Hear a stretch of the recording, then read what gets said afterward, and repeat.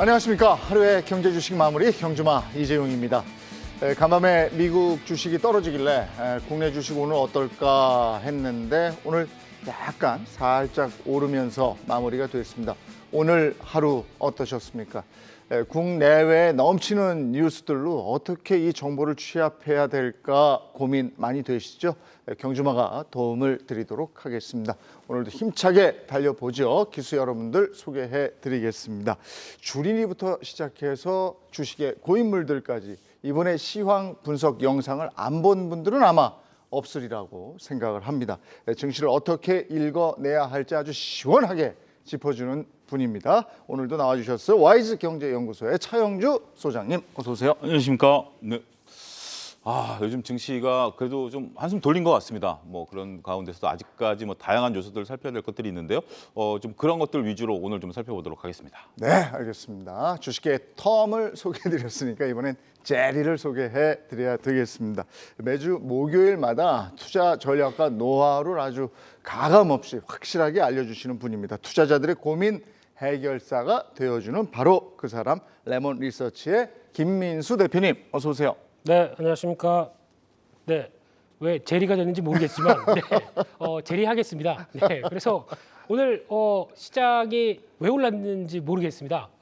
주식 둥절한 상황들인데 그럼에도 불구하고 챙겨봐야 될 것들, 특히 이제 4월이죠. 예, 1분기 끝나고 2분기는 어떻게 시작해야 될지 또 요모조모 살펴보겠습니다. 예, 오늘 장을 한마디로 표현하면 주식 둥절이다. 네. 예, 알겠습니다. 그리고 오늘 경주마를 찾아주신 아주 귀한 손님이 있습니다. 어서 오세요. 안녕하세요.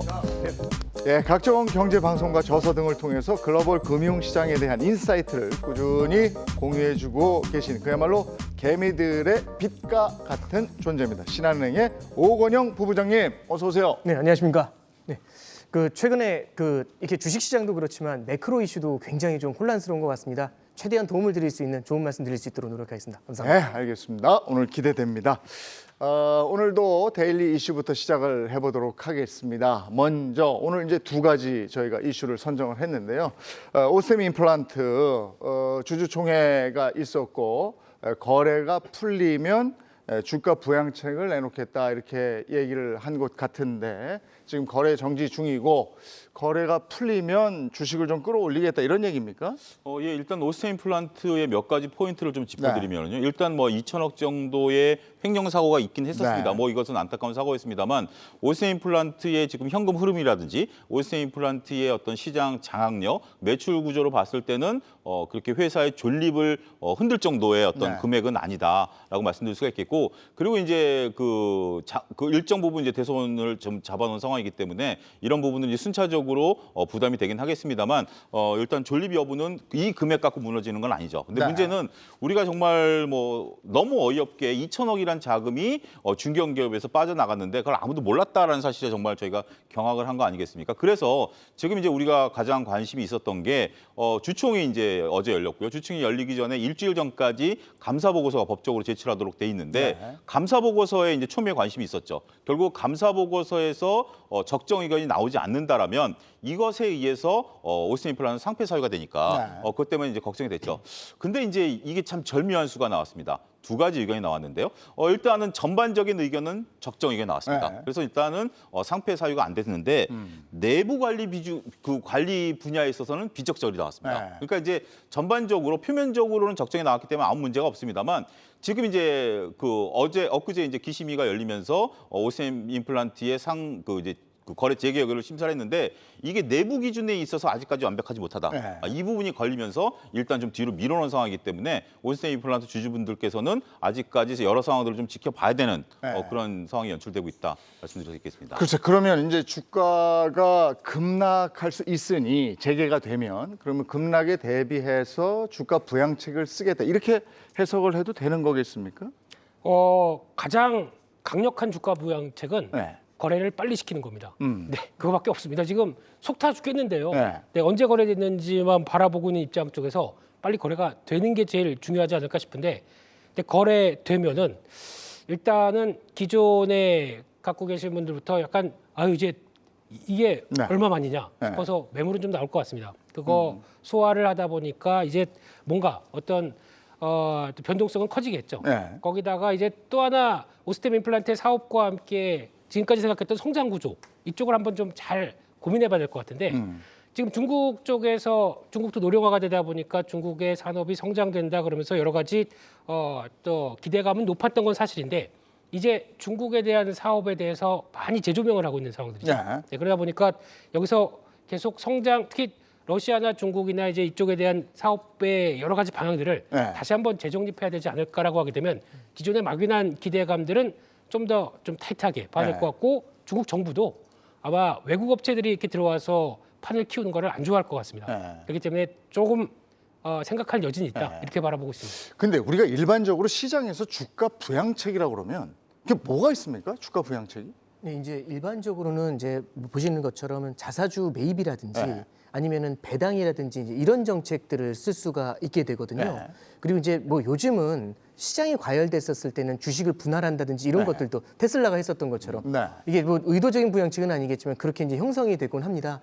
근데 저기 이제 저도 뉴스를 보면서 결국에 느끼는 거는 주가 부양책을 쓴다는 거는 가장 직접적으로 쓸 수 있는 건 결국에 자사주를 사들여 가지고 소각하는 방법이 제일 직접적이거든요.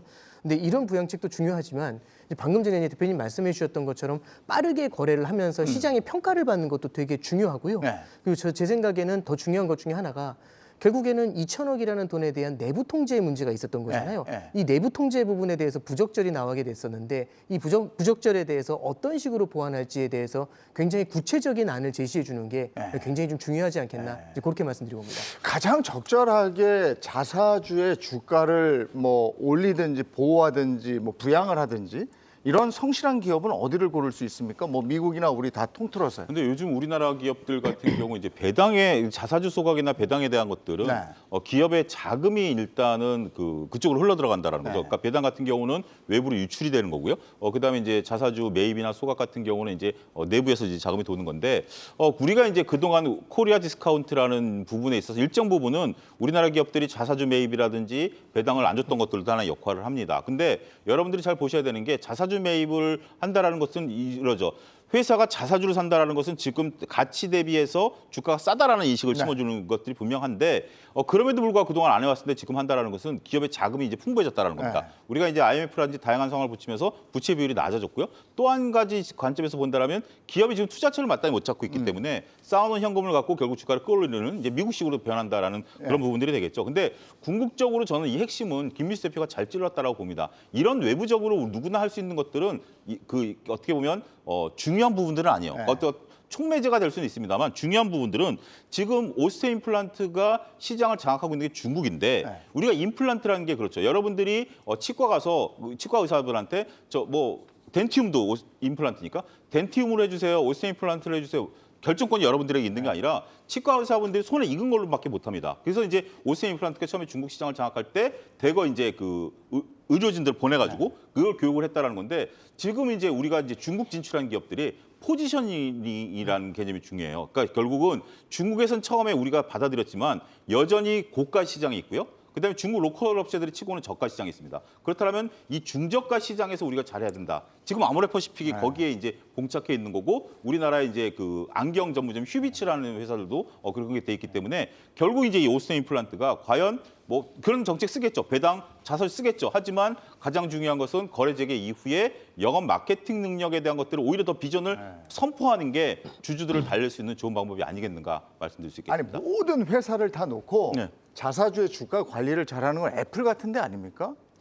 어떻게 보십니까? 결국에는 이제 미국 기업들 같은 경우는 그렇게 이제 자사주 매입을 굉장히 많이 하는데요. 특히 올해 이제 1분기에도 실제 주가가 하락했었을 때 자사주 매입을 해왔고 16년도, 17년도 이후부터 이제 나스닥 주가가 급등하게 됐었을 때 그때 발생했었던 캐시플로우를 통해 가지고 자사주 매입이 실제 나스닥 지수를 끌어올리는데 굉장히 큰 역할을 했었던 게 사실입니다. 근데 다만 이제 앞서도 말씀해 주셨지만은 자사주 매입이라는 것에 대해서도 우리가 바라봤었을 때 이게 과연 기업들한테 물론 이제 그 순간순간에는 주주들한테 굉장히 많은 이제 포션을 주는 거죠. 결국에는 유통 주식 수를 줄여 가지고 결국에 기존 주주들이 먹을 수 있는 룸을 더 늘려주는 건데 이 자사주 매입을 통해서 결국에는 보유하고 있는 현금을 주식을 사는 게 아니라 투자를 해가지고 새로운 먹거리를 만들어가는 것도 되게 중요한데 이런 부분에 대해서는 그렇게 크게 답을 주지 못한다는 부분들이 좀 중요하니까 미국 같은 경우는 성장을 하는 그런 기업들 있지 않습니까? 성장도 강하면서 이렇게 자사주 매입도 같이 진행하는 그런 기업들이 가장 모범적이지 않나 그렇게 봅니다. 우리나라는 그런 기업 대표적으로 없습니까? 제가 있습니다. 예, 있어요? 네, 물론 이제 잘 알려지진 회사는 아니라고 하더라도 혹시 뭐 PC 앞에 계시다고 하게 되면 종목 중에서 미원 상사라는 회사를 한번 미원 상사. 네, 쳐보시면 됩니다. 뭐 하는 회사예요? 계면 활성제 만드는 회사인데요. 예면 활성. 네, 저 근데- 비누 원료. 그렇죠. 예, 예. 근데 이 회사가 전자재료 쪽으로 들어가기 시작하면서 네. 우리가 성장이 보인다. 네. 그럼 이때 우리가 뭘 해야 될까라는 쪽에서 우리 가치를 올리자. 이런 쪽에서 직접 자사주 매입하고 소각을 한 그래요? 예, 회장이 네. 미국에서 이렇게 쭉 다녀오신 분이셔가지고 어. 그쪽에 대한 자본, 그러니까 주주 가치에 대해서 충분히 알고 계신 좀 생소한데 미원 상사. 네, 그래서 여기가 그렇게 해요. 주가가 아마 5배가 올라갔습니다. 아, 그렇습니까? 한 2, 3년 동안에 그렇게 쭉 꾸준히 올랐습니다. 그렇군요. 네, 그런 효과가 근데 앞서 부부장님 말씀하셨던 것처럼 우리 성장 동력이 확실하고 시장에서 잘 못 알아준다. 그럼 우리 가치를 우리가 올려야겠다. 이렇게 해서 동반적으로 나오는 게 가장 좋다고 봐야 될 것 야, 같고요. 이거 한번 봐야 되겠네요. 네, 그리고 배당도 많이 줍니다. 아, 그렇군요. 네, 알겠습니다. 분기 배당입니다. 네. 오늘 좋은 정보 감사합니다. 네. 네. 미원 내가 상사. 또 하나가 있는데, 야, 예, 예. 네, 에코마케팅이라는 회사도 뭐 하는 회사인가요? 혹시 적으시려고요? 네. 예, 적고 있습니다. 적어요, 지금. 적어요. 다 네. 지금 적고 있습니다. 에코마켓. 네. 온라인 마케팅하는 회사인데 아, 예. 이 회사 같은 경우도 일단 대표의 마인드가 김철웅 대표라고 하시는 분의 마인드가 네. 일단 내 사재를 털어서라도 어, 자사주 매입해서 소각하겠다라는 쪽으로 벌써 두세 차례 하다 보니까 그만큼 실적과 함께 배가 되는 주주 가치에 대해서 사람들이 팬이 저게 오늘 건가 본데? 네, 이틀째 주가가 급등을 했는데 최근에 나왔던 얘기는 뭐 갖고 있던 투자했던 브랜드가 안다르라는 게 일본에도 진출한다는 얘기가 나오다 보니까 네. 같이 또 폭등을 했는데 근데 어제 또 미국 시장에서 룰루레몬도 주가가 급등을 했었죠. 네, 그러다 보니까 이런 이쪽이 이제 남자복도 있더라고요. 보니까 그래서 요가복 비슷하게 편하게 입는데 예, 이게 트렌드가 가기 시작하면서 나오는 또 하나의 효과를 이런 식으로 끌어간다라고 하게 되면 시장에서도 이제 먹히면서 우리 가치는 우리가 올린다 이런 반응들이 가장 좋지 않나 싶습니다. 예. 자사주를 짧게 덧붙이면 네. 여러분들이 자사주 매입과 자사주 신탁이라는 걸 구분하실 수 있으신가요? 네. 이게 굉장히 중요합니다. 그러니까 자사주 매입이건 신탁이건 자사주 사는 거 아니야? 네. 자사주 매입이라는 것은 직접, 그러니까 이제 예를 들어서 삼성전자가 자사주 매입을 한다라고 하면 네. 그 삼성전자가 직접 주식을 살 수 없으니까 예를 들면 A증권사를 통해 사는 거죠. 그렇기 때문에 삼성전자가 A증권사에 직접 주문을 냅니다. 그래서 자사주 매입을 만약에 우리가 100억 원어치 하겠다라면 100억 원어치를 삽니다. 이건 사야 됩니다. 안 사면 공시 위반이죠. 근데 예를 들어서 삼성전자가 B증권사에다 자사주 신탁 100억을 했다? 안 사도 됩니다. 이거는 B증권사한테 일임을 하는 거기 때문에 B증권사가 그 기간 동안 사도 되고 안 사도 되고요. 서로 100억어치 샀다가 주가가 올라가면 팔고 100억을 그대로 삼성에서 돌려줘도 됩니다. 따라서 자사주 매입과 자사주 신탁은 여러분들이 정확히 구분하셔야 된다 말이죠. 이런 건 다 공시를 하니까 그렇습니다. 이런 부분 정도는 우리가 알고 그러니까 있어요. 자사주라고 해서 그냥 혹하지 마시고요. 알겠습니다. 신탁인지 아닌지 보셔야 됩니다. 예. 자, 이번에 중국으로 오랜만에 한번 가보죠. 상하이 봉쇄 얘기인데 이게 주가에 영향을 또 미치잖아요. 전 세계에.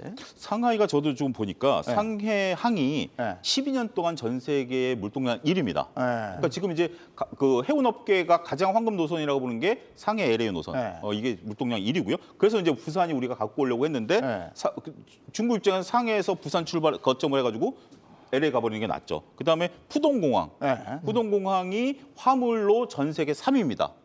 그렇기 때문에 이게 지금 물류가 이제 막히게 된다라는 것들이 물류의 차질이 생깁니다. 물류의 차질이 생길 수 있, 글로벌 물류. 그러니까 이제 그런 부분들이 있기 때문에 이런 것들이 지금 뭐 일파만파 퍼질 수 있는 그런 부분들이 될 수 있기 때문에 중국이라든지 뭐 다양한 쪽에 우리가 이제 거래에 있어서 좀 삐그덕거림이 발생할 수 있다. 아니 우리하고 거래도 활발하고 네. 또 우리 기업들이 또 상해 쪽에 많이 가 있잖아요. 그렇죠. 대표님.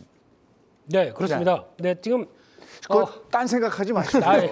그래서 그래도 종목 2개 주셨으니까 그냥 넘어가면 됩니다. 상하이를 언제 가볼까 이 생각을 하고 있어가지고 네, 그러다가 놓쳤습니다. 죄송합니다. 근데 지금 보면은 제가 뭐 이제 물류 얘기만 나오고 있는데 네. 물류보다 이제 더 중요한 게 아마 이제 오늘 나왔던 이제 제조업 비제조업 PMI 쪽도 네. 생각보다 모르겠습니다. 믿어도 될지 모르겠는데 네.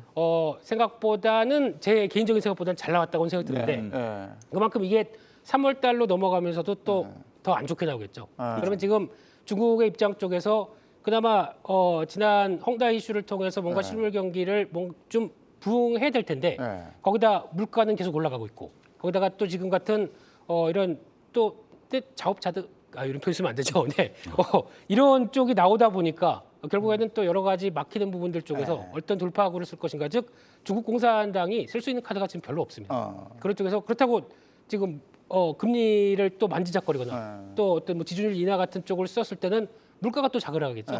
그래서 지금 여러 가지 쪽에서 오히려 이런 부분까지 겹쳤을 때는 실물 경기에 대한 부담들은 제가 생각하는 것보다 조금 부양을 해야 되긴 하겠지만 어쩔 수 없는 이런 단계들. 이게 좀 오래 가게 되면. 근데 희한하게 또 올라요, 저렇게. 근데 이제 저 중국 쪽 관련해서는 글로벌 증시하고 아시아 증시, 네네. 또 우리 증시에도 충분히 영향을 미치잖아요. 네, 그렇습니다. 이게 우리가 좀 바라봐야 될 것 중에 하나가 이제 방금 전에도 좀 말씀해 주셨는데 결국에는 이 물류라는 것 때문에 인플레이션 압력을 전 세계적으로 수출한다는 거, 요건 이제 첫 번째로 우리가 좀 볼 수 있는 포인트인 것 같고요.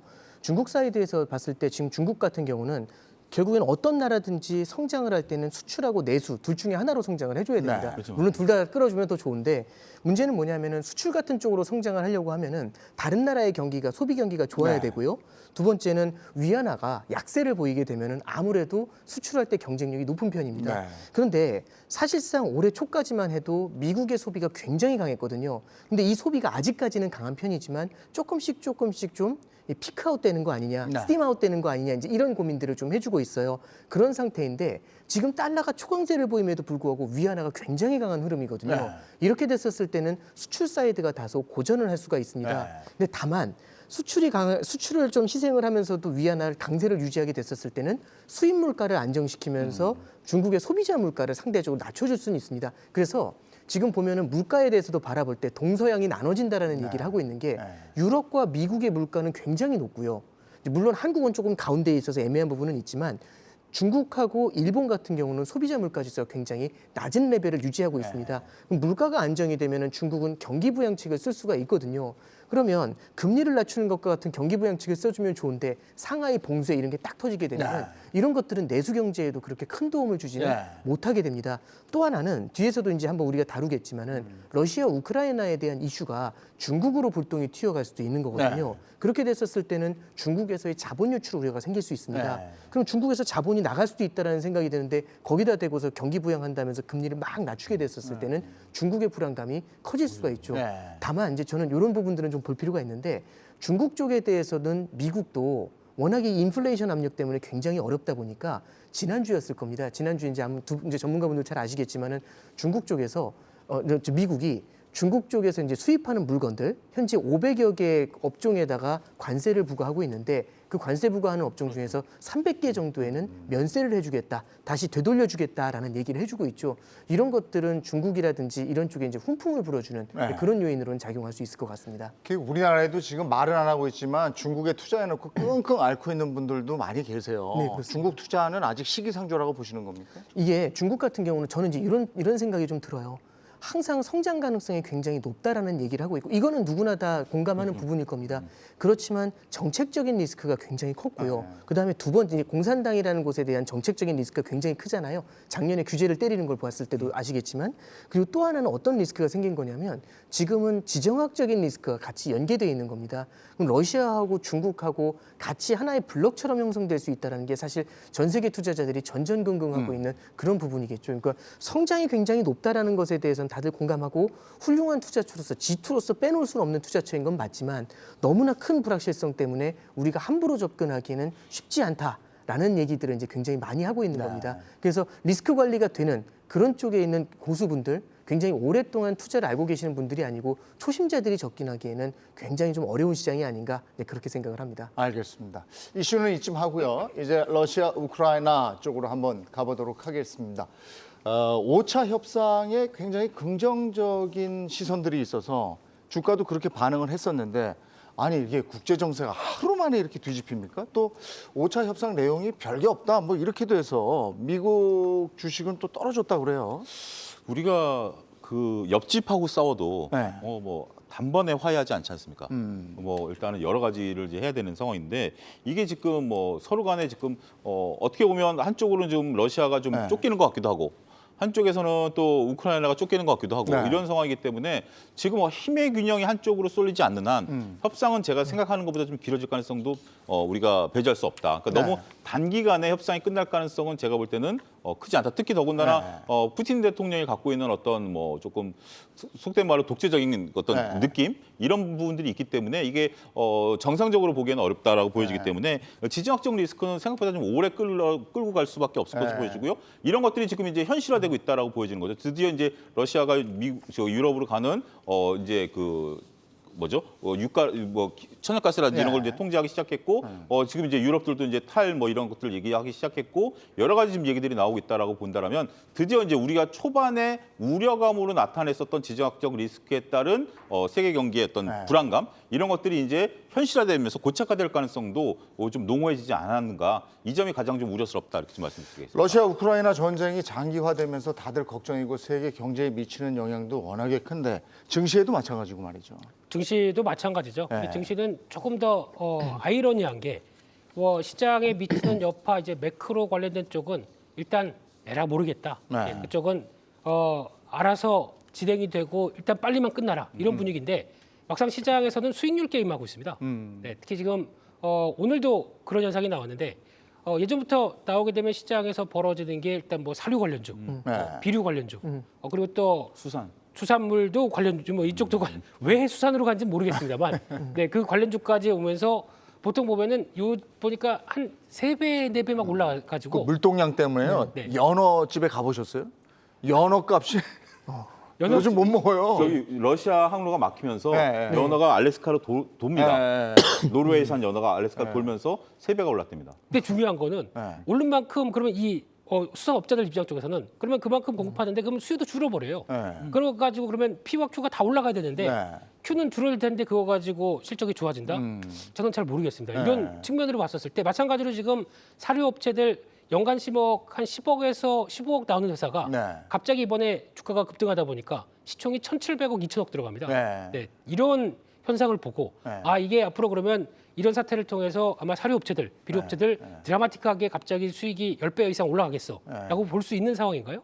저는 그거가 조금 오버한 경향이 있기 때문에 차라리 비료업체들은 좀 말이 됩니다. 비료업체들 같은 경우는 과거에도 크림반도 합병 이후에 나왔던 남해화학 같은 경우에 주가 흐름을 보게 되면 영업이익이 진짜 변했거든요. 그때 들어가는 요소라든가 석탄 부족 때문에 나오는 여러 가지 현상들이 비료 가격을 끌어올려서 나오는 변화라고 하긴 이해가 가는데 나머지 업체들은 그냥 그러려니 하면서 올라가면서 거기서 따라가서 매매할 수밖에 없는 저희의 운명도 참 조금 좀 서글프긴 합니다만 그래도 분명히 보셔야 될 게 펀드멘탈 대비해서 저렇게 많이 올라갔다라고 하는 이 테마주들의 움직임은 안 쫓아가셨으면 제발 고점에서 안 물리셨으면 하는 바람입니다. 그리고 전쟁이 끝나가느냐 아니면 지속되느냐에 따라서 환율도 막 이렇게 움직이던데요. 네. 이제 결국에는 환율이라는 게 움직이는 가장 큰 이유 중에 하나가 러시아에 들어 있었던 자본들이 이제 이탈하게 되는 문제가 생기는 거고요. 그 다음에 불안감이 생겼을 때는 유로존의 성장이 둔화가 될 수가 있습니다. 그럼 환율이라는 거는 두 가지를 바라보거든요. 성장과 금리를 바라봅니다. 그러면 결국에는 러시아 전쟁이 오래 지속이 되게 되면은 유로존의 성장이 굉장히 둔화가 될 수가 있잖아요. 그럼 상대적으로 미국의 성장이 되게 뚜렷하게 부각이 되어 버릴 수 있는 게 첫 번째입니다. 두 번째는 결국에는 러시아 우크라이나 전쟁이 지속이 되게 되면은 미국의 인플레이션 압력이 굉장히 강해지게 되겠죠. 그럼 미국이 금리 인상을 더 빠르게 가져갈 수 있습니다. 그러면 미국을 바라봤을 때는 성장도 강하게 나오고 금리도 빠르게 올립니다. 그러면 투자자 입장에서는 금리도 많이 주고 성장이라는 게 결국엔 거기서 성장에 참여했을 때 배당을 많이 받을 수 있는 거잖아요. 그러면 금융시장은 결국엔 미국 쪽으로 쏠림이 발생하게 되겠죠. 그러면 유로를 팔고 달러를 사서 미국의 자산을 사들이게 될 겁니다. 그 과정에서 달러가 강세를 보이게 되고 유로는 과도한 약세를 보이게 되죠. 근데 이게 단순히 이제 이 경제적인 논리도 있지만 또 하나는 앞서도 말씀드렸던 것처럼 블록의 논리도 존재합니다. 결국에는 러시아가 지금 믿는 구석이 결국엔 중국이라는 것을 믿게 되는 거잖아요. 그래서 중국하고 만약에 소통이 되면서 러시아가 숨통을 이제 열게 되면은 장기전을 갈 가능성도 우리 이제 앞에 소장님도 말씀해 주셨지만 이런 것들을 열어둘 수 있지 않습니까? 할만하다라고 생각하면은 저쪽이 더 힘들 거라고 생각하면 더 오래 가는 거잖아요. 더 좋은 협상을 받아들이기 위해서. 그러면 여기서 이제 장기전을 갔었을 때 이게 러시아가 굉장히 어려워질 수 있으니까 다들 이제 얘기하는 게 그거죠. 러시아만 규제해서 끝나는 게 아니라 다른 무언가를 규제해야 된다. 예를 들어서 코인으로 결제하는 걸 규제해야 된다. 이런 얘기들도 나오고 또 하나는 세컨더리 보이콧이라는 게 있습니다. 그게 뭐냐면 러시아의 금융 규제를 규제하는 것처럼 러시아를 도와주고 러시아와 거래를 하는 금융기관을 국제금융기관을 규제하겠다라고 하죠. 그러면 과연 그런 타겟이 과연 어디겠는가라고 생각하면 다들 이제 느낌이 오시겠지만 중국에 대한 규제 우려가 커질 수 있습니다. 그러면 이제 생각해보면 이런 거죠. 러시아 문제가 딱 터지고 러시아를 국제금융망에서 퇴출을 시켰을 때 바로 외국인 투자자들이 도망가지 못하고 거기서 딱 갇혀버렸어요. 러시아에서도 외국인 자금 못 나가겠다 그냥 폐쇄를 시켜버렸거든요. 자본시장을. 그러니까 다들 멍해진 거죠. 그러면 혹시라도 이게 중국으로 불똥이 옮겨 붙었을 때는 어떻게 될까? 그러면 러시아 금융시장이 폐쇄되는 것하고 중국 금융시장이 폐쇄되는 것하고 금융시장 전체에 주는 충격이 차원이 다를 겁니다. 우리도 중국에 투자하신 분들이 많다라는 얘기를 하고 있잖아요. 그래서 시장에서 굉장히 불안해하고 있는 요인 중에 하나는 결국에는 러시아와 우크라이나의 전쟁이 지속되는 것도 있지만 확전으로 가는 거죠. 근데 확전이 좀 이제 저도 전쟁에 베팅하는 건 어리석은 생각이라고 생각하고요. 이게 뭐 핵전쟁이 된다, 뭐 오래 간다 이런 걸 떠나서 이게 금융 사이드에서 봤었을 때는 세컨더리 보이콧과 같은 다른 쪽으로 불똥이 튀는 걸 좀 우려해야 된다. 그래서 실제로 보시면 러시아 우크라이나 전쟁이 터진 게 2월 24일인데 그 이후로 그러면 러시아 우크라이나 전쟁 때문에 주가가 어디가 많이 하락했냐? 유럽보다 중국이 더 많이 무너졌어요. 이거는 블록화에 대한 논리도 어느 정도는 작용한 게 아닌가? 네, 그렇게 생각이 됩니다. 지금 저 환율 얘기한 김에 하나만 더 여쭤볼게요. 엔화 얘기입니다. 엔화. 엔화가 지금 1,000원 밑으로 가 있어요. 그러면 우리나라 수출 경쟁력은 약해지는 거 아닙니까? 네, 굉장히 이제 불안한 부분 중에 하나가 되는 거죠. 이제 우리가 이렇게 볼 필요가 있습니다. 우리나라는 원화가 약세를 갔었을 때는 수출이 잘 돼요. 왜냐하면 근데 우리가 일상적으로 보면 환율이라고 하면 그 앞에 원달러 이렇게 붙어버립니다. 그럼 지금 원달러 환율이 오늘 보면 1,210원 위에서 놀고 있거든요. 그러면 원달러가 옛날보다 달러 대비 원화가 약세잖아요. 그럼 우리가 수출이 잘 돼줘야 돼요. 근데 문제가 하나 있습니다. 달러가 강세인데 문제는 엔화하고 유로가 우리나라 원화보다 더 약세라는 게 더 큰 문제죠. 그러면 미국의 금리를 올리고 달러가 강세로 가서 부담스러운 부분은 분명히 존재한데 그럼에도 불구하고 우리가 수출이 잘 돼서 좋은데 그걸 뒤에서 해먹는 거죠. 엔화하고 유로화가. 이제 이런 부분들이 굉장히 지금 불안하니까 오히려 주식시장 같은 경우는 일본이라든지 독일 같은 경우는 탄력이 더 세게 나타나는 되려 이제 그런 모습이 나타나는 겁니다. 근데 이제 우리가 좀 바라볼 게 뭐냐면 유럽 지역이라든지 일본 같은 경우는 어떤 점이 좀 차이가 있냐면 특히 일본은 지금 재미있다기보다는 좀 독특한 제도를 갖고 있습니다. 얘네들이 우리는 기준금리라고 하면은 초단기 금리만 기준금리거든요. 근데 얘네는 10년짜리 장기 국채 금리를 기준금리로 잡고 있어요. 묶어놓고 있어요, 중앙은행이. 그래서 일본은 10년짜리 장기 국채 금리가 0.25 위로 못 올라오게 해놨습니다. 그러면 지금 보면은 한 2년 전으로 가볼게요. 2년 전에는 미국 10년 금리가 0.7이었고요. 일본 10년 금리가 0% 정도밖에 안 됐습니다. 그럼 이 둘의 차가 0.7 정도 됐죠. 근데 지금은요. 미국 10년 금리가 2.4로 올라왔습니다. 그럼 많이 뛰었잖아요. 근데 일본 국채 금리도 그럼 막 뛰어 올라야 되는데 0.2에서 막혀버리는 거죠. 그럼 이 둘의 차가 2.4 대 0.2니까 2.2로 벌어지게 되죠. 그러면 엔화를 보유했을 때 0.2 주고 달러를 보유했을 때 2.4를 주면 달러 보유 시에 훨씬 더 높은 이자를 주는 거지 않습니까? 그럼 엔화를 팔고 달러를 사서 나가죠. 그래서 엔화의 약세가 더 가속화가 되는 겁니다. 그래서 이런 것들이 전 세계적인 환율이라든지 금융시장에도 부담을 주고 있는 건데 다만 한 가지 말씀드리면 일본 같은 경우도 요즘 조금 분위기가 바뀐 게 엔화 약세가 과도하다 보면 일본의 수입 물가가 올라가는 게 문제입니다. 일본도 에너지를 수입하는 국가거든요. 유가가 높아지고 엔화가 너무 빠르게 약세로 가니까 이렇게 되면은 물가가 안 오른다고는 디플레이 나라인 일본에서도 이거 부담스러운 거 아니야? 이 인식이 굉장히 강해지고 있거든요. 그래서 일본의 재무성에서도 이 정도면은 좀 우리가 환율에 대해서 고민을 해야 되는 거 아닌가? 일방적인 쏠림에 대해서 그 얘기를 하면서 달러당 한 125엔까지 엔화가 약세로 갔다가 최근 보면 한 122엔 정도까지 조금은 좀 숨을 참고로 고르는 보면 986원 우리 돈으로 네, 그렇습니다. 986원 정도 갔다가 오늘은 996원 네, 조금 그 정도 돌려놓은 거죠. 올랐어요. 예, 그렇게 지금 돼 있습니다. 또 하나가 이 전쟁과 더불어서 우리가 늘 얘기하는 게 유가입니다. 유가. 이 유가는 그러면 만약에 이 협정이 잘 이루어지면 그럼 유가는 떨어지게 되는 건가요? 그렇게 돼 있나요? 지금? 글쎄요, 뭐 여러 가지 요소를 살펴야 되겠습니다만 유가가 지금 뭐 큰 게 봤을 때는 저는 한 3가지 정도 요소를 좀 봅니다. 첫 번째는 가장 중요한 건 이제 수요 공급이죠. 수요 공급인데 지금 이제 수요가 좀 늘어나고 있다라는 거, 세계 경기가 살아나고 있으니까 물론 이제 세계 경기가 좀 침체로 가느냐 이걸 떠나서 일단은 유가가 전에는 이제 공급 과잉에 대한 부분들이 있었습니다만 네. 수요가 좀 살아있다라는 거. 두 번째는 이제 유동성이겠죠. 그러니까 유동성 때문에 2020년에 우리가 이제 풀어놓은 유동성들이 중앙의 유동성들이 대거 이제 그 이쪽으로 이제 쏠림 현상들이 있었죠.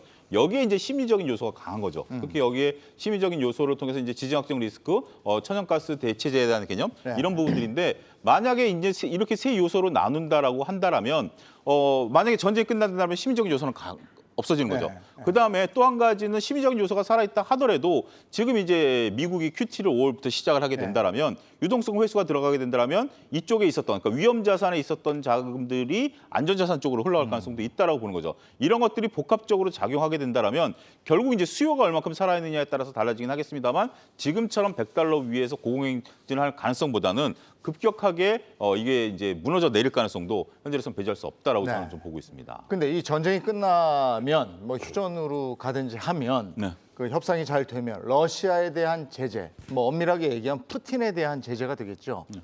그것도 없어질까요? 당분간은 지속되지 않을까요? 그거는 이제 저도 되게 중점적으로 좀 봐야 되는 부분인데 푸틴에 대한 제재도 되게 중요한 부분이고요. 그리고 또 하나는 러시아에서도 그러니까 이런 거잖아요. 이제 전쟁 끝나면 다시 그만큼 생산할 거야. 근데 과연 이 전쟁이 끝났을 때 러시아에 있는 산유 이제 저기 산유 기업들이 채굴 기업들이 기존처럼 그렇게 생산을 할 수 있을까? 예를 들어서 함께 코업을 했었던 그런 외국 기업들 다 이탈을 했었거든요. 그리고 단기적으로는 이쪽이 셧다운이 된 부분들도 분명히 있을 겁니다. 그러면 이거를 과연 이제 팍 풀리면 오늘부터 옛날만큼 생산 이게 생각보다 쉽지가 않을 수 있거든요. 그래서 첫 번째는 원유를 봤었을 때 전쟁이 끝나면은 옛날처럼 바로 복원 이게 어쩌면 시차가 조금 필요할 수도 있다라는 생각이 저는 첫 번째 좀 그리고 보고요. 저 러시아 석유를 그동안 사왔던 국가들이 그렇습니다. 네. 그걸 다 사겠는가? 네, 그렇죠. 이것도 생각을 해봐요. 지금 결국에 앞서 오늘 폴란드가 그 선언을 했죠. 탈러시아.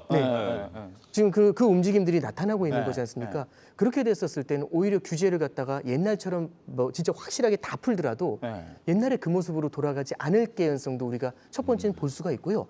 두 번째는 미국 같은 경우도 그렇고 이 스위프트에 대한 규제가 단순히 이게 풀렸다는 게 중요한 게 아니라 이미 때린 거잖아요.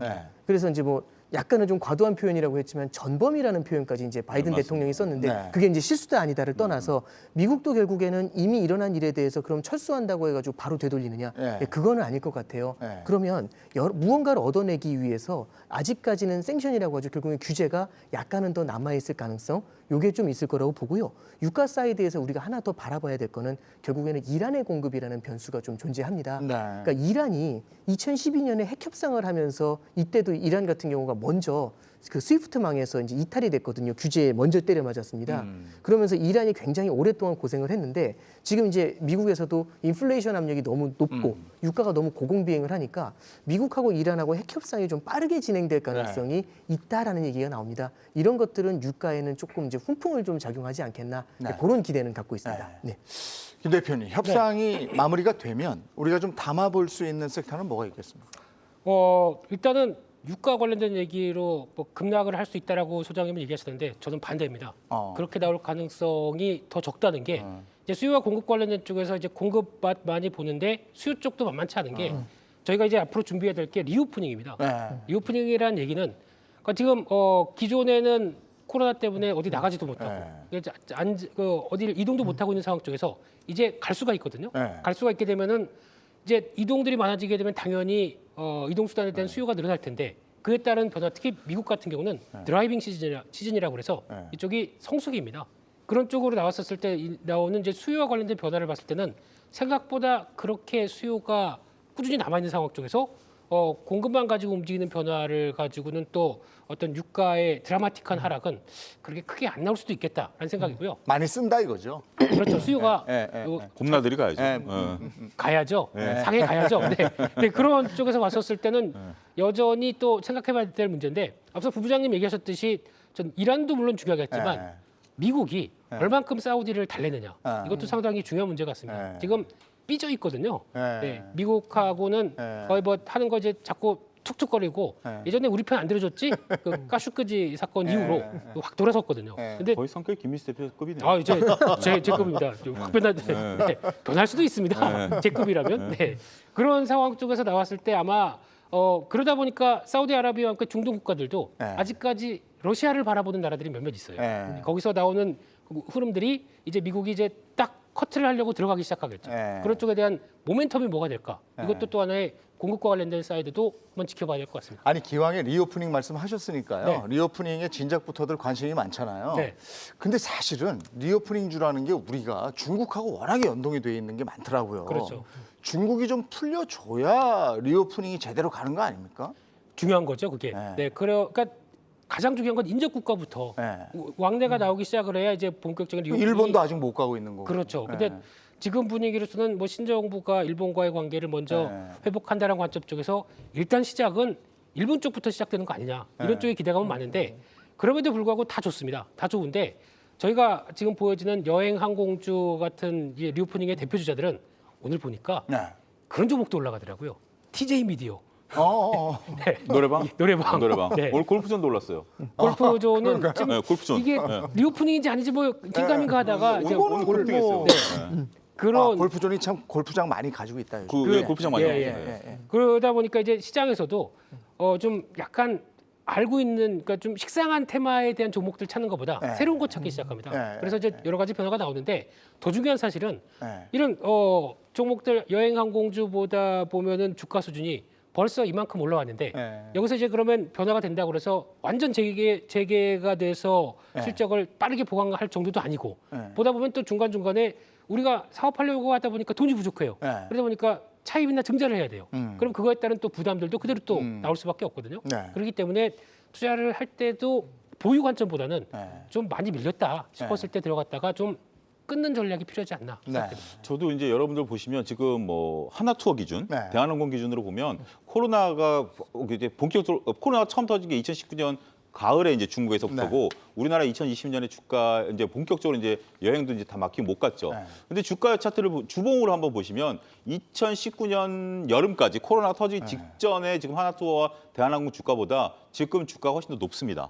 그 부분들 참고하시고요. 그러니까 저는 이제 지금 이 항공 여행주도 좀 두려운다는 게 뭐냐면 하나투어 같은 경우 지금 엊그제 1,300억 유상증자를 했어요. 그 전에 한 300억 정도 은행 차입이 있었고 차입 공시가 있었고 그게 한 일주일 만에 지금 1,300억 지금 유상증자를 때렸는데 지금 이제 만약에 지금 뭐 비행사 같은 경우 저도 보니까 제주항공 같은 경우 이제 부산 사이판 노선을 재개했고요. 그다음에 아시아나항공 같은 경우는 인천 오사카 노선을 주 3에서 주 5회로 늘렸거든요. 지금 말씀하셨다시피 일본은 총액으로 따지죠. 네. 입국자 수를 따지니까 지금 우리가 가고 싶어도 못 가는 이유 아니겠습니까? 그럼에도 불구하고 이미 얘네들은 먼저 준비를 하는 거죠. 비행 노선도 있었는데 지금 엊그제 얘기를 들어보니까 이탈리아 쪽으로 가려고 하는 이탈리아도 이제 다 풀어놨기 때문에 네. 관광지이기 때문에 풀어놨는데 지금 이탈리아 못 갑니다. 우리나라 사람들이. 왜냐하면 비행기 노선을 끊었어요. 네. 대한항공이 끊어서 지금 이탈리아 가기 위해서는 인접 국가로 가서 가야 되는데 거기가 이제 또 이제 막히는 겁니다. 네. 그런 부분들 때문에 항공사들이 띄우는데 이게 비용 부담이 된다는 거죠. 여기서 변이 바이러스 터지면 문제가 커질 수 있다. 리오프닝 관련해서는 다시 한번 우리가 얘기를 해보도록 하고요. 이번에는 금리로 넘어가 보겠습니다. 어제도 저희가 장단기 금리 역전에 대한 얘기를 나눠봤는데요. 이 부분 중요한 것 같아서 오늘 다시 좀 얘기를 나누죠. 금리 인상과 채권 금리, 장단기 금리 역전 현상 네. 이 부분 설명 좀 해주세요. 네, 일단 이렇게 보시면 돼요. 네. 일단 첫 번째는 우리가 이제 은행에 갔었을 때 보면 은행에 예금이 여러 종류가 있습니다. 네. 3개월짜리 정기예금도 있고 1년짜리도 있고 3년짜리도 있고 네. 이렇거든요. 근데 일반적으로 생각하면 3개월보다는 1년이 금리가 높고 그렇죠. 1년보다는 3년이 금리가 높고 그렇죠. 왜냐하면 저는 오랫동안 돈을 묶여야 되니까 네. 이자를 더 받아야 되지 네. 않겠습니까? 그러면 단기 금리는 낮고 장기 금리는 조금 더 높고 네. 보통 이게 정상적이라고 생각을 합니다. 네. 근데 장단기 금리가 역전이 됐다는 건 뭐냐면은 이런 거죠. 3개월 금리가 제일 높고 1년 금리가 그 다음이고 3년 금리가 제일 낮은 더 겁니다. 낮아요. 3개월보다 3년 금리가 더 낮아요. 이건 어떻게 되는 거지? 이제 이런 해석을 할 수 있는 거죠. 그러면 이런 생각입니다. 실제로 앞으로 5년, 7년, 10년 이렇게 3년 이후까지 바라봤었을 때는 금리가 더 많이 내려갈 거야 지금보다. 네. 이런 것들을 미리 반영하고 있지 않냐. 네. 이제 이런 걸 이제 볼 수 있는데 그럼 우리가 이제 이런 생각을 하는 거죠. 그러면 우리는 일상적으로 봤었을 때는 단기 금리보다 장기 금리가 높다라는 생각이 네. 이런 통념이 있는데 네. 이게 뒤집어진 겁니다. 네. 이 자체가 좀 이례적인 거죠. 근데 두 번째 이례적인 건 뭐냐면 과거를 돌아봤을 때 2차 세계대전 이후에 장단기 금리가 역전이 된 게 8번이 있었는데 네. 그중에 7번이 어김없이 침체가 찾아온 겁니다. 아. 경기 침체가. 네. 그러니까 물론 이게 인과관계인지 아니면 까마귀 날짜 배 떨어진 건지 모르겠는데 마지막 장단기 금리 역전이 있었던 게 2019년도 7월, 8월이었어요. 그때 장단기 금리가 역전이 됐을 때 굉장히 논란이 많았습니다. 아 이거는 아예 의미 없다 이렇게 얘기를 했었는데 참 뭐 우연의 일치인지 모르겠는데 2020년도 3월에 코로나 사태가 터졌잖아요. 그러면서 다시 한번 리세션이 경기 침체가 찾아온 거죠. 이걸 보면서 오히려 승률을 하나 더 높인 겁니다. 그래서 이건 인정하지 말아야 된다. 뭐 여러 가지 얘기가 있는데 그렇죠. 일단은 뭐 팩트는 찾아온 건 맞으니까 장단기 금리가 역전이 된 다음에 1년 정도 안에는 어김없이 경기 침체가 찾아오더라. 그러면 투자자들 입장에서는 많은 개인들이 들어와 있는 이런 투자자들 입장에서는 고민이 되는 거겠죠. 그러니까 저도 장단기 금리 역전을 이렇게 대중적인 부분에서 설명해 드리는 건 참 처음인 것 같아요. 이게 굉장히 채권하시는 분들은 관심이 많은 부분인데 그러면 장단기 금리가 역전되는 게 이런 면에서 지금 스포트라이트를 받고 있지 않습니까? 좀 독특하고 불황을 설명을 해주고 이러니까 그러면 얘가 왜 시장에서 이렇게 흔드는지 그런 요인을 한번 생각해 보는 겁니다. 첫 번째는 이렇게 해석할 수가 있어요.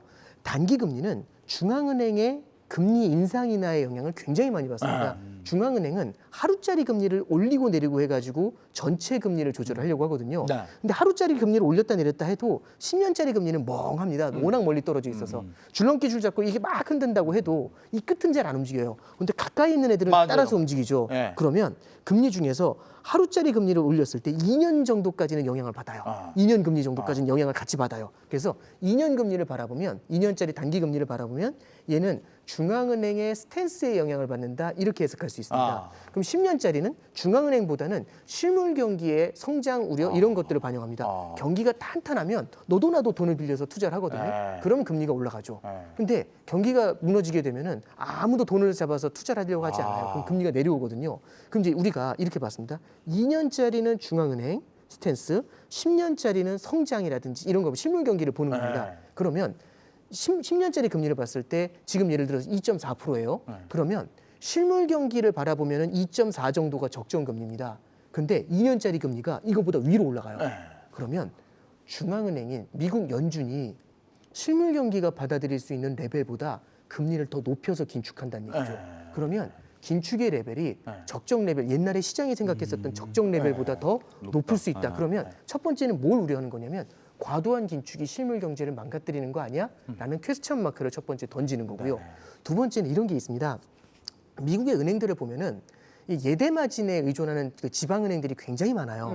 예대 마진이라는 게 뭐냐면은 은행은 예금을 받아서 대출을 해주는데 단기로 예금을 끌어가지고 장기로 대출을 해줍니다. 우리나라도 예대 마진이 높아서 은행들이 재미 보는 그렇죠. 거예요. 근데 이제 IB가 이제 뭐냐면은 해외에 있는 은행들 중에서 대형 은행들은 IB라고 해가지고 투자 쪽. 그렇죠. 이제 투자 쪽으로도 돈을 많이 벌어요. 이제 전통적인 상업은행의 예대 마진뿐만 아니라 다양하게 사원업 구조를 갖다가 퍼뜨려놨습니다. 우리나라 같은 경우도 금융주제가 지주가 돼 있는 그렇죠. 이유도 KB금융 같은 그렇죠. 경우는. 그런 식으로 이제 퍼뜨려 놓은 거죠. 그럼 이제 우리가 이제 여기서 볼 게 뭐냐면은. 미국에 있는데 작은 은행들 같은 경우는 그렇게 금융 지주처럼 이렇게 퍼져 있지 않고 예대 마진에 의존을 하는데 생각을 해보는 거죠. 그 기업들이 물건을 사와 가지고 그 물건으로 제품을 만들어서 판매를 합니다. 그러면 제품 이제 제조 원가라는 게 있고 판매 가격이 있잖아요. 은행들 입장에서는 이 제조 원가가 뭐냐면 단기 금리가 제조 원가입니다. 단기로 자금을 끌어당기거든요. 그런 다음에 장기로 대출을 해줘요. 그러면 장기 금리가 판매가입니다. 그러면 단기 금리보다 장기 금리가 높으면 제조 원가가 판매가보다 높은 겁니다. 역마진이 나죠. 그럼 기업들은 판매를 하면 안 돼요. 판매할 때마다 역마진이 나니까. 그러면 만약에 장단기 금리가 역전이 되잖아요. 은행들 입장에서는 조달 금리가 대출해 주는 금리보다 높아지는 겁니다. 그럼 대출을 안 해줘요. 그러면 지금 중앙은행이 긴축을 하죠. 그럼 중앙은행이 긴축하더라도 시중은행들이 대출을 퍼주면은 유동성 공급이 그나마 되거든요. 근데 시중은행들도 마진이 안 나니까 대출을 안 해주죠. 그럼 실물 경제에서 유동성이 빠르게 말라버립니다. 그러면 당장은 아니지만 시차를 두고 어떤 일이 벌어지냐면 경기가 둔화될 수가 있겠죠. 그래서 앞서 말씀드린 게 뭐냐면 장단기 금리가 역전이 된 다음에 1년이나 1년 반 정도 시차를 두고서는 어김없이 불황이 찾아오더라. 이게 이런 면에서도 해석이 가능하다. 그럼 지금 1년 반, 1년 이후 1년 반 놓고 보면 굉장히 불안한 상황인 거잖아요. 예, 이제 한 가지 이제 말씀드리는 게 뭐냐면 이게 된다고 해서 이것 때문에 이제 뭐 시장이 반드시 흔들린다. 여기에 대해서는 전문가들도 의견이 굉장히 많이 갈립니다. 그동안을 보면 되잖아요. 예, 그렇죠. 이제 한 가지 바라보면 지금이 옛날하고 다른 게 뭔지를 지금 집중하는 거죠. 그러니까 낙관적으로 보시는 입장에서는 지금이 과거와 다른 게 뭔지를 바라보는 거고요. 예, 이런 케이스입니다. 예를 들어서 옛날에는 중앙은행이 장기 금리를 못 건드렸어요. 기준금리를 올렸다 내렸다 하니까. 근데 지금은 중앙은행이 양적 완화라는 걸 합니다. 이 양적 완화는요, 장기 국채를 사가지고 장기 금리를 컨트롤하는 거죠. 아까 일본 같은 경우는 10년짜리 금리가 0.25 위로 못 올라오게 막아버리잖아요.